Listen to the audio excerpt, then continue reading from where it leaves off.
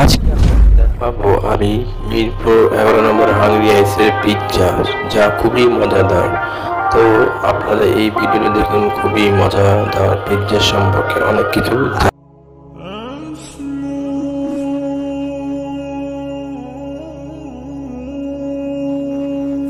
Pizza নিয়ে কথা বলতে গেলে অনেক মজার তথ্য আছে। পিৎজা আসলে ইতালির খুব জনপ্রিয় খাবার, কিন্তু এর উৎপত্তি অনেক পুরানো। এটা সাধারণত ময়দা, টমেটো সস, চিজ আর বিভিন্ন টপিংস দিয়ে তৈরি হয়। মাশাআল্লাহ। এখনকার পিৎজা অনেক রকমের, যেমন নেপোলিটন, সিলিকিয়ন, নিউ ইয়র্ক স্টাইল। আপনাদের কোনটা পছন্দ কমেন্টে জানাবেন। নেপোলিটন পিৎজা হলো সাধারণত খুব পাতলা এবং নরম ডো দিয়ে তৈরি হয় এবং এতে সাধারণত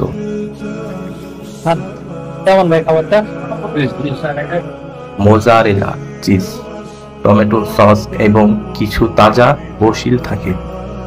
এটা খুবই সহজ এবং ক্লাসিক। সিলিকিয়ন পিৎজা একটু মোটা এবং আয়তাকার হয়, আর এর টপিংস একটু বেশি হয়। নিউ ইয়র্ক স্টাইল পিৎজা অনেক বড় স্লাইসের হয়, পাতলা এবং কিছুটা স্কিপি, আর একটা সাধারণত হাতে ধরে খাওয়া হয়। তিনটা স্টাইলের আলাদা আলাদা মজার স্বাদ আছে। আমরা যে পিৎজাটা খেয়েছিলাম আসলে এটা ছিল চিকেন মেক্সিকান পিৎজা। এই পিৎজাটাও খুবই দারুণ।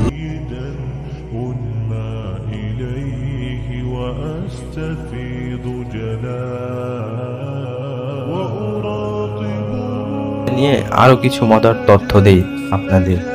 এক, পিৎজার ইতিহাস। আজকের পিৎজার আদর্শ নেপোলিটন স্টাইল ইতালির নেপলো শহর থেকে এসছে। 1800 শতাব্দীর সাধারণত মানুষের মধ্যে খুব জনপ্রিয় হয়।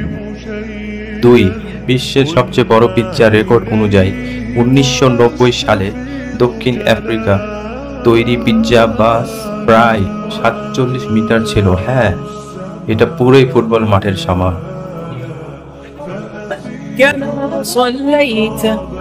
3, পিৎজার টপিংস।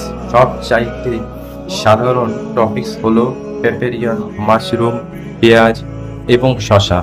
তবে বিশ্বের কিছু দেশে তারা আলাদা জিনিস ব্যবহার করে, যেমন দক্ষিণ কোরিয়ার পিৎজার উপর মোয়া করা আলু, চিনি বা হার্টিন খাবার।